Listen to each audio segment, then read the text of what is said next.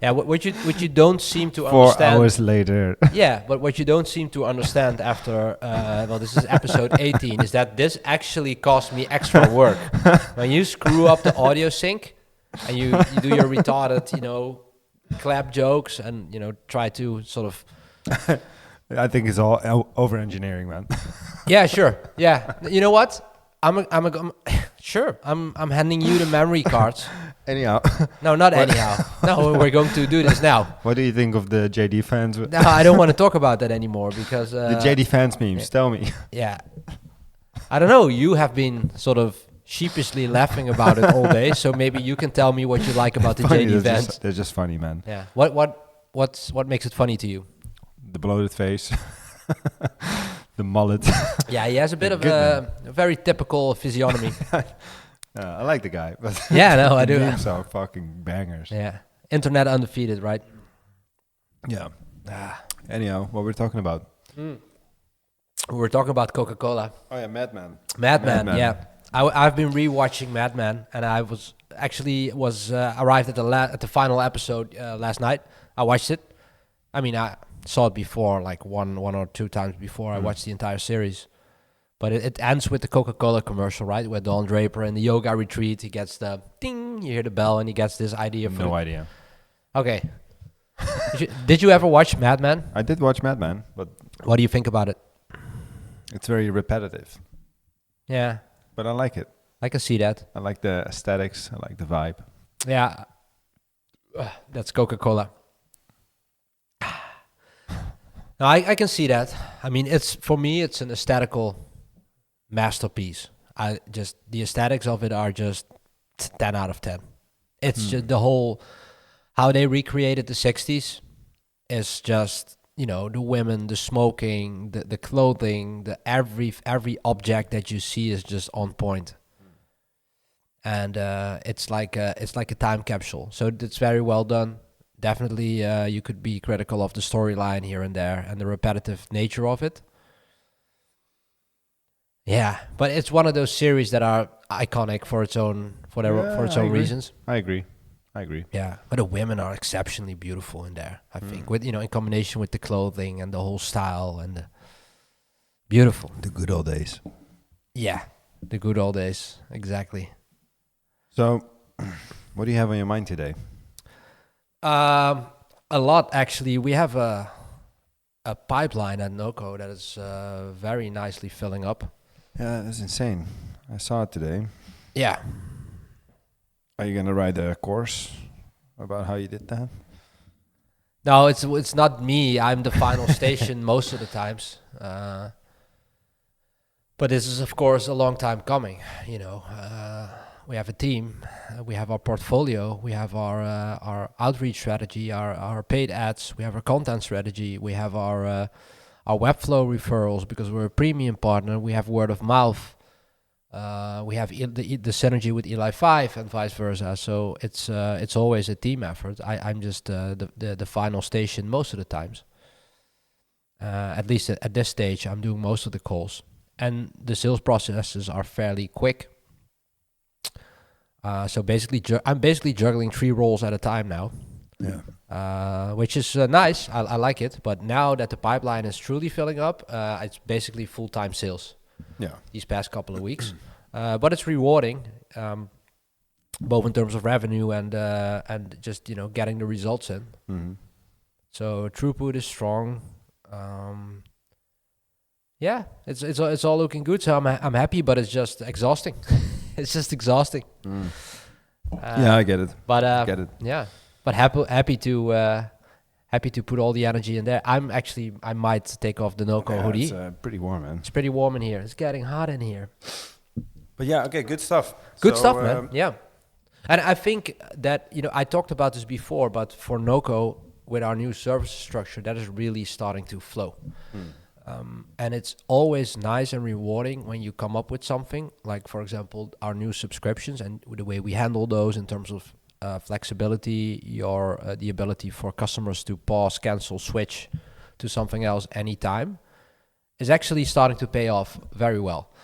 Because you see it click when I talk to customers or prospects. You see it click, okay. And you see them thinking along with you. Like, okay, so if I have some heavy duty stuff for the website these months, I can just switch on the pro subscription, which it has the CRO component always included. But when I have to focus more on product or something else, I just switch back to CRO. Yeah. So my user behavior gets tracked. Actionable insights are being pushed on the Trello board every month. Yeah, they can basically just use the CRO subscription for a couple months, pile up all the findings that are gathered. Yep. And then have a few months of the pro subscription and basically process all the findings and insights and push for updates. Yeah. Absolutely. Nice. You very naturally create a backlog. Yeah. And then when the time is right and also the customer has the time for it, then you switch on the pro subscription. This is how it should be for us. I'm so convinced, because you have to think about what the customer actually is experiencing on a month-to-month basis, and things change there. Focus is on product for the first quarter, on marketing for the second quarter, etc. So, and we also have the content design subscription, and you can actually also combine the pro subscription, which is focused on the website, and the content, basically the design subscription, which is focused on assets outside of your website, the whole ecosystem, from your decks, visuals, lead magnets, whatever. And you can even combine those because they are built on the same workflow, right? They are built on the same Trello board structure, the same Slack structure. So, and the threshold is that we have a limited number of active requests. So as long as customer adheres to that, you can also combine subscriptions. So it's early days, but to see that slowly but surely click on the customer side is such a good feeling, because you're contributing value, and you can push on with this. Yeah. And you can double your efforts in promoting it and selling it. So it's nice, man. It's nice. Yeah. Good stuff, man. Yeah, I'm excited to see where this is heading with Noco. And it's been a couple of months of, I'd say, some hard pushing, but the result is there. Yeah, good stuff. Well, I mean, a bit prematurely, but signs are very strong, and that this is, of course, the concept that you talked about earlier, the front-loaded energy distribution. So we started this project, basically the 2.0 phase of Noco, by pushing very hard, by basically putting everything upside down and inside out. And now is kind of the time to really reap some rewards from that. Yeah, that's how it feels, at least. And it's also a lot more fun to scale up that business, because I currently like scaling ELA5 compared to what? I mean, it's all fine. Like I don't mind scaling up ELA5, but we're getting busier. A lot of people would kill to be in your position. I wonder. But yeah, I don't mind scaling it up, but there's a cap to it, like, and I have to say, like, everything that came in lately, it's all stuff that I really want to take in, and it's just products that are just like, they suit us so well. Yeah, man. So I don't know what I would do if I reached the cap that I have in my mind, company size-wise, and they're still coming in these banger leads. Not sure what I would do, but there's this, everything inside me says don't scale further than like 25 people with this business model. Explain that to me. Why? Well, the nature of our projects are quite long-term, so that's fine. Everything we do is quite business critical, so we're like fundamental part of our client's business as well.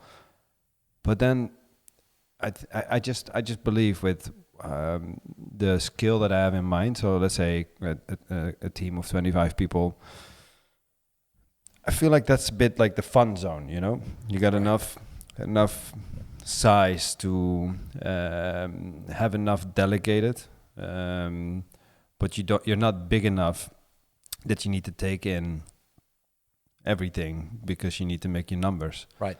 So and I don't even want to think about having like this huge middle layer of managers and such. I mean, we don't have any project managers working at ELA5. No. Clients are in direct contact with one of the partners or people from the engineering team a lead developer, for example. I like that. And the way we are doing it now is also, I mean, everything we take in, we really want to take in. And I believe that when you are solving certain problems, you always run into like other problems that need to be solved that could lead to an entirely new business. Yeah.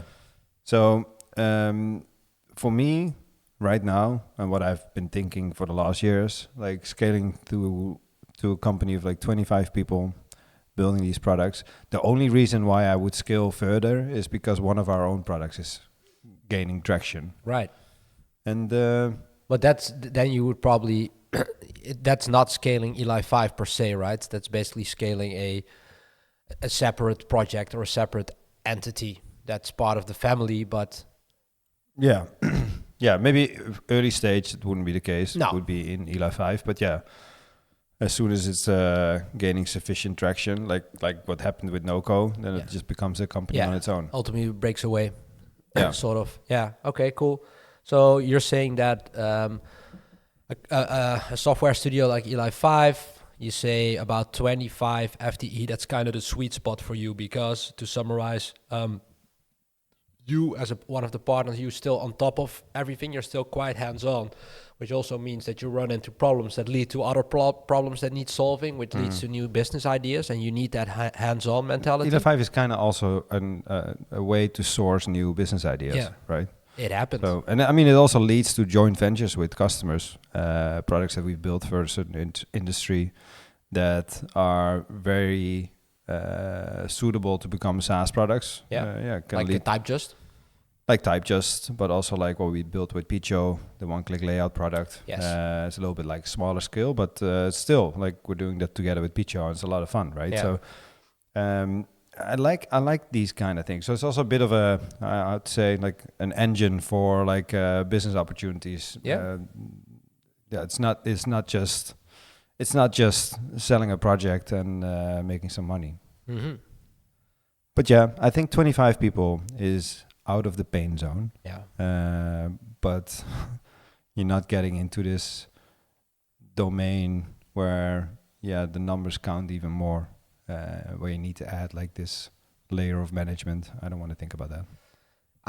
At this stage of my career, I don't want to think about that either, man. I love the hands-on stuff. And then of course you try. Yeah, but I mean, if you would scale up Noco, basically what you would be doing is the exact same as what you would do. Like what you would be doing with like 50 people under you would be the same as what you're doing now. That's the philosophy. That's why I like this business model so much. Yeah. And then maybe to the next point, also in line with Noco, like another brainchild of us, is Paradigm. Yeah. And from what we've been seeing at Eli 5, is there's so many companies that have like a designer. One is like, I see many that have a UX designer or something. UX product designers. Yeah, and I mean,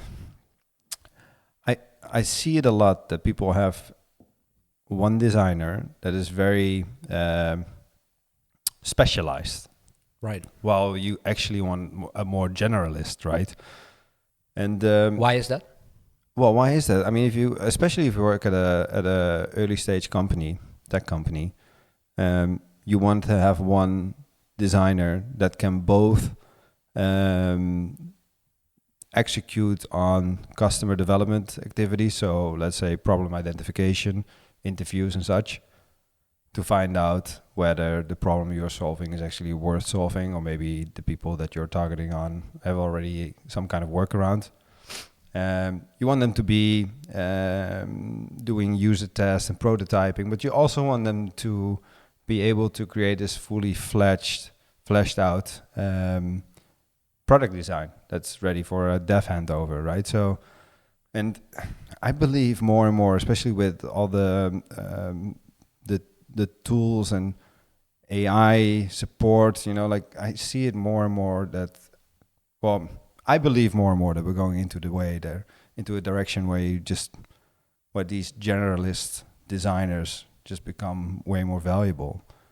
And I have to say, there's not that many, but there's a lot of product designers. So I think I noticed that. yeah, Whenever we put out a graphic designer or web design job opening, it's 80% product designers. No shortage of product designers. I noticed the same thing when I was doing a recruitment for Noco 2 years ago or so. Lots of product designers. And I think with the right guidance, you can, for example, if you have someone that is very good at creating interfaces for complex solutions, who's good at making them very simplistic and aesthetically pleasing, I think with the right guidance, you can teach this person more about like the other work we just talked about. You know, like the more customer development related activities. And so this whole paradigm thing with the expertise that we have within Noco, the productized services, the subscriptions, the expertise that we have in Eli 5 regarding product and product design, of course.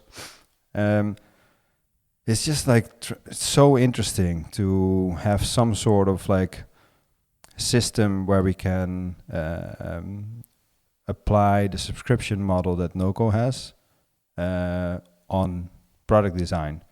And it makes things a lot easier as well, because basically you can just like you can hire a product designer. You can basically place them at a client for multiple months as long as they have the subscription. For Noco, you have like you're working with Webflow developers, you're working with designers. You might work with framer developers in the future who can also be designers, or maybe a designer with with some framer skills. You know, like it's already becoming a bit more complex. Oh yeah. Even though it's like way simpler than Eli 5, right? But then this paradigm thing, we have the domain, of course, paradigm.design. Not only that, man, we have the domain and also the ranking. I asked Grok. Yeah, that was my point. Oh, okay, yeah. But go ahead. No, sorry to take that from you, but no, I asked Grok on the deep search function, like, give me examples of offerings for product design as a service, and Paradigm came up number one example. And then Grok also threw in some other examples like Design Joy, which is not product design as a service. So that was basically it. So either there's no demand for it, or you just did a great thing already by having that proposition so sharp on the Paradigm website that it got ranked with relevancy. No, I mean, I had the idea a year ago or so I just wanted to build that website. So we built that website, one of Noco's designers, by the way. Thank you. It's a Noco built website. Looks amazing. Yeah.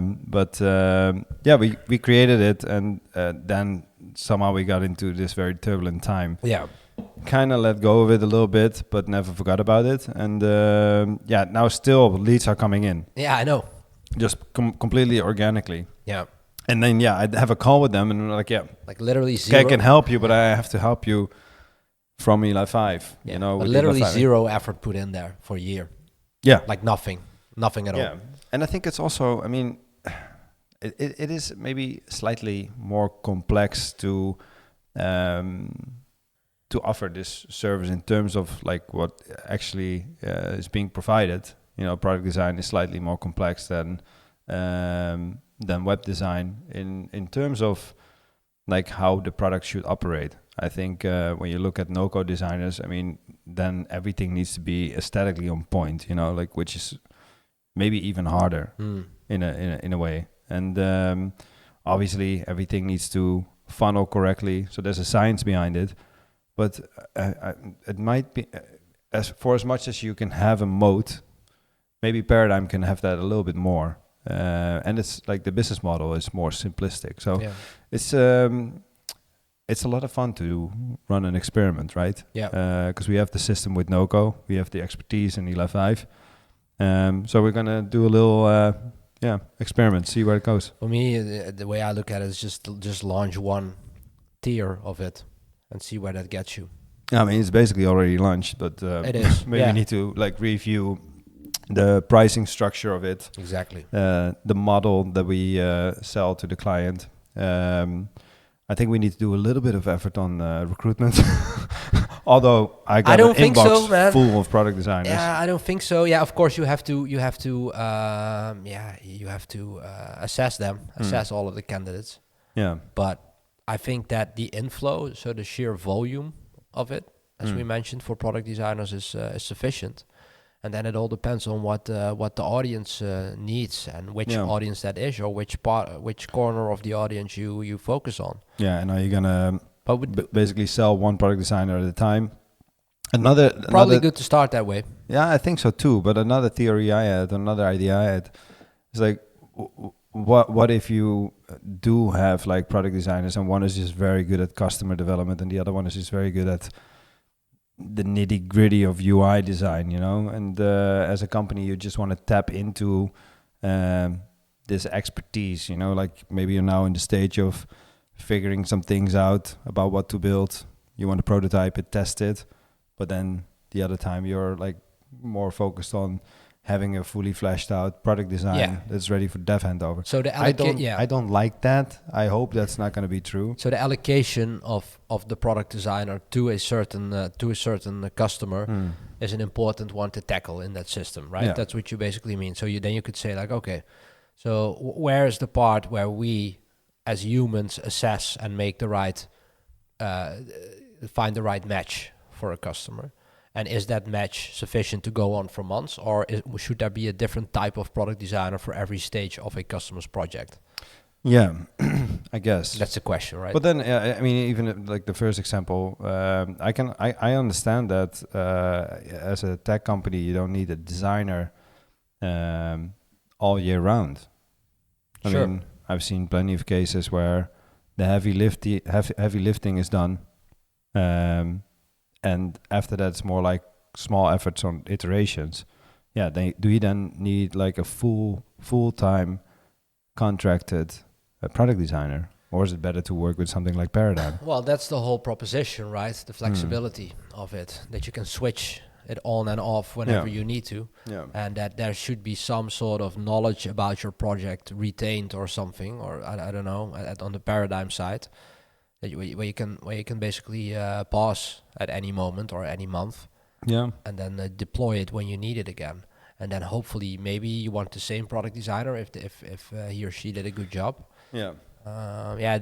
Those are details that we need to flesh out. But looking at those, 14 steps or 14 steps that John Rush posted in that banger thread about how to launch a new offering and how to test it, and just rigorously going through all those steps, but keep it very small. I think that's exactly what we should do for sort of relaunching Paradigm. We have been into that, and there are certain steps that you cannot miss, right? So like, for example, the demand research with Google Trends and stuff like that.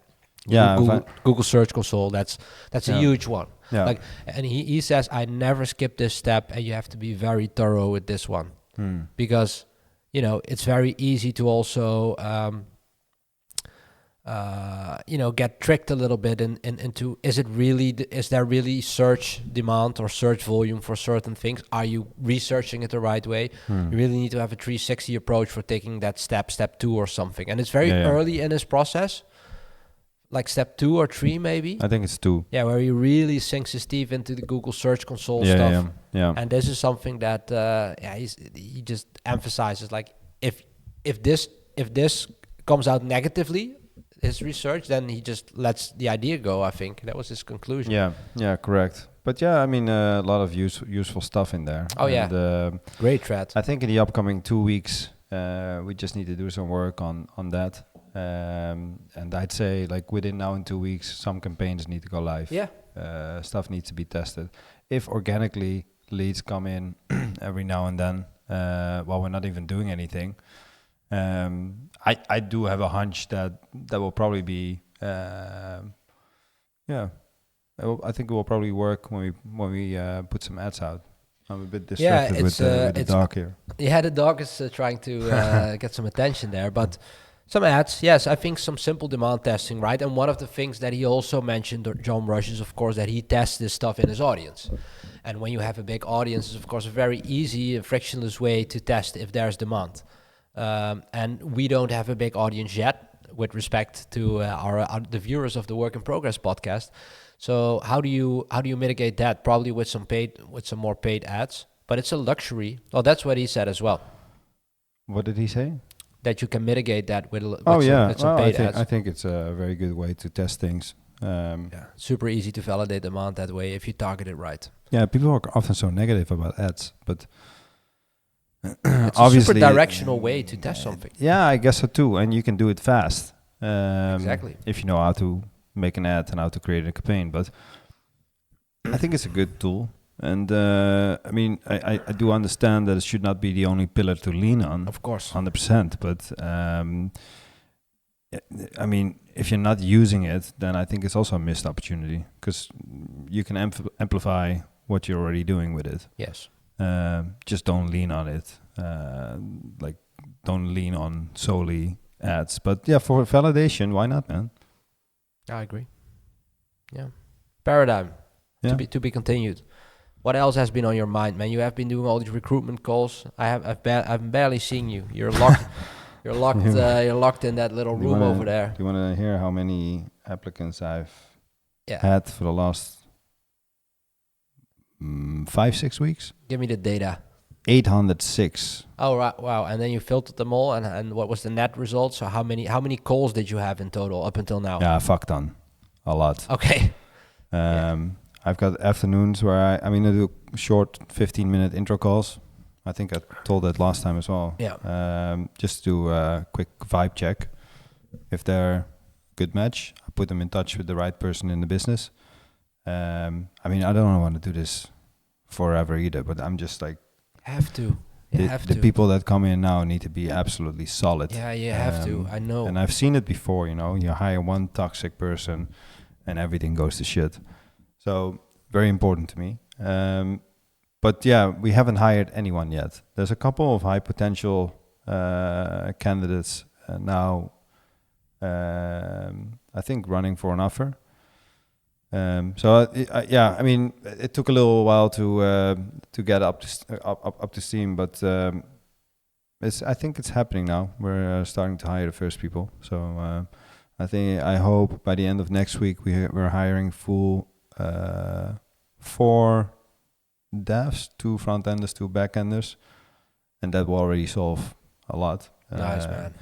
And then there's like 5 more roles to fill after, but we need to fill them ASAP, but it's like less urgent, I'd say.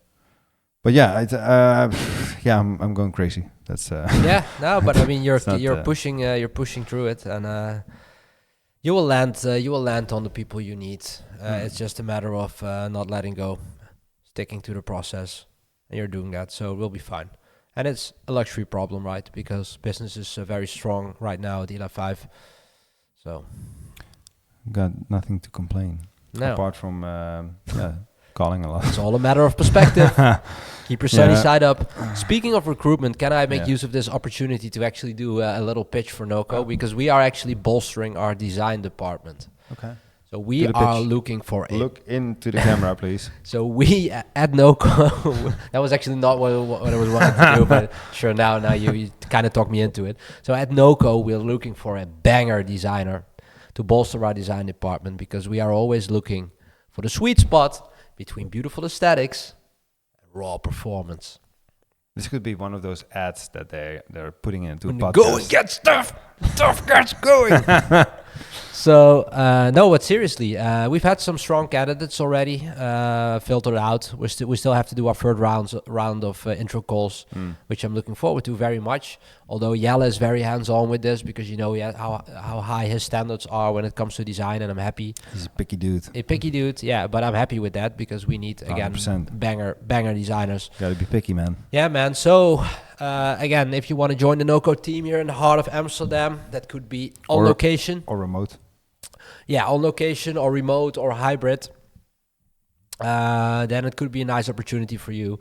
And we just need someone who feels design, and not someone who doesn't feel design and who we have to constantly move forward. You have to be a banger designer, and you can challenge us and you can insult us. As long as there's banger designs coming out of it, then we're happy. And you have to understand SaaS websites a little bit. You have to understand what the best practices are for conversion and then blend that with your own style.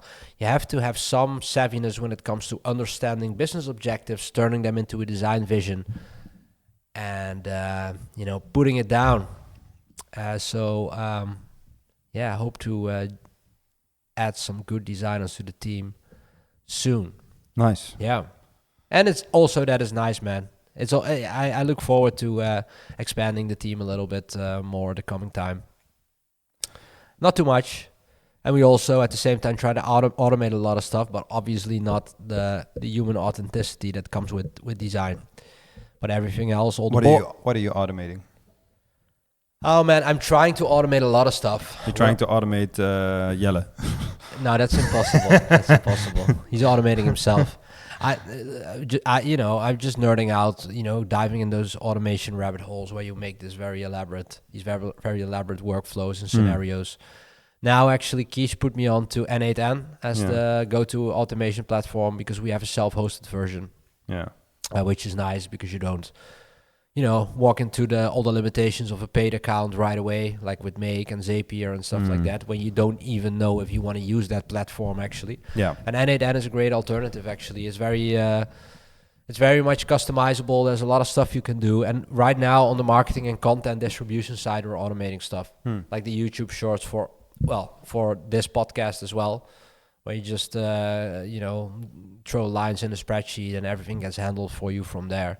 And then, of course, you can expand it and you can put some things in front, like ChatGPT API calls, where you can just upload a transcript in a trained thread that knows exactly what you expect from that thread in terms of titles, description, tags, whatever for YouTube and other platforms. So that kind of stuff, that rabbit hole is where I'm kind of digging into right now. And it's fun. There's so much we can automate still. But also very rudimentary processes for customer-facing stuff. Like for our subscriptions, there are still quite a lot of manual tasks that are sort of not for knowledge workers, but that are so rudimentary. Like creating the Trello board. Just simple stuff like that. Certain confirmation emails. On the sales end, definitely. Automated meeting notes, stuff like that. What about the billing and such? Is that something you would, for example, do via Stripe? I mean, a lot of people are doing that with productized services. Yeah, I know you were very early in sort of trying to do this. It depends on your audience, man. B2B SaaS is a little bit tougher because we talk They just expect an invoice? They expect an invoice, and it's not always the case, definitely not always the case that a CMO of a B2B SaaS startup has the credit card readily at hand. So ideally it would be great, right, if you could just do it via credit card and everything get handled automatically. Then again, when I listen to those dudes talk about it, like Peter Levels and stuff, like they also have a lot of trouble and issues with Stripe when it comes to pausing a subscription and how that gets handled. But they get a lot more transactions as well, of course. So it's more smaller transactions, higher volume. Yeah, B2C. So for B2C, obviously, I have my credit card in my pocket. So no problem if you use Stripe. I do that all the time when different amounts as well. Yeah, but for B2B, for me, it's not a priority at the moment.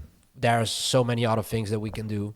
And in terms of the billing, it's already pretty straightforward as it is a productized services agency. Yeah. So it's much less bespoke stuff with regard to billing. So perfectly manageable for now. Yeah. And you can automate a lot of stuff since forever, right? Like automated reminders and stuff like that. So. Yeah, no, it's fine. It's fine. I was just thinking about it when you were... listen, ideally, if I could have this one big button right now and I could automate everything with 100% perfection rate, yeah, sure, why not? Yeah, yeah. But that's not the case. So that's not the case. And I don't think... There will always be some, some surprises and unexpected things and manual stuff that you need to double check or that doesn't work. You're still always dealing with API calls and third-party platforms that you have to tie together. And to be honest, I expect the same thing with all the AI agents. right? It's all fun. I know there's a lot you can do because but all those AI platforms, they basically work the same way as third-party software platforms. They all have APIs that you need to use and tie together. You will always run into troubles, things you have to test or things that break. Yeah, obviously. So I don't know. Speaking of tying everything together, there was a cool thing that I saw on X. It's called Flora. It's a startup. Yeah, I saw it. Yeah, did you see it? Okay, yeah, it's a startup. Let me pull up the website so I don't butcher this. Your intelligent canvas. So basically every creative AI tool tied together on like a big canvas, and you can just use all these AI tools as nodes. And I'm seeing some cool stuff. I've yet to dive into it deeper, but like you have all these flows, like motion graphic flows, cinematic storyboarding flows. I mean, it's worth checking out. The website URL is florafauna.ai, quite easy to remember. But it's also, I think it's good to know that it's mostly for creative. It is completely for creative work. So creating videos, I guess, mostly videos, right? Videos, graphic elements, cinematic storyboarding. But the output is film, right? I believe that the output is not necessarily, it's graphic, it's visual. It's a lot of motion graphics, but it's graphic. I think also static stuff. But you can also prompt, upload your prompt notes with storyboards that are hand-drawn or just sketches. So I think it's cool, definitely multimodal because there's also all these nodes in between your workflow that are text-based. So, and you can, per node, you can use all the AI models that are available, from Flux to Stable Diffusion to everything. Yeah. Claude, GPT. And it also has it also ensures like more, how do I put this? I mean, oftentimes you create a video with a certain character in it. Yeah. You want that character to remain throughout other scenes of the video you're creating. Yeah. I believe it does a lot with that as well. Yeah. So yeah, it looks very cool, man. But yeah, I saw basically an AI agent. I saw the with a UI. I saw the product on your screen that you onboarded in it. It looked still quite chaotic, but this is probably going to be something huge. Yeah, I'm not too thrilled about the user experience yet, from what I could see. When you do it, like when you load a template flow, which they have, like for example for cinematic storyboarding, I just got bombarded with all these nodes, like in my face, very much zoomed in. It didn't look that sharp yet. It didn't look user friendly at first glance. But I do understand the workflow of it. You just have an empty canvas, and you could put nodes there. You can connect those nodes, and then you can give instructions from node to node what you want node 2 to do with the input from node 1. Nodeception. Huh? Yeah, it's Nodeception. Yeah, you could make a movie about it. It's worth checking out because it's just a very refreshing. It just caught my eye, right? Yeah, I like it. Your intelligent creative canvas. So nice. Check that one out if you like. Let me see. Do we still need to talk about Geoscotty, or do we skip that? I think again? we're done, man. It's good. It's good for today. Man. It was a nice talk. Wrap it up. Yeah, it was actually nice talking to you again. I haven't seen you that much. It's been a while. Yeah. Yeah. Will you be in your little room tomorrow again, interviewing applicants? I actually am working on a product tomorrow. I got some meetings from 4 onwards, all interviews, but I'm gonna work from home tomorrow, man. Oh, okay, cool. Yeah, nice. Gonna wake up at 5 o'clock. I'm gonna get to work right away. And then you go monk mode. Monk mode, baby. All right, man. Good talk. Okay. Yo. See you next time. I don't believe you.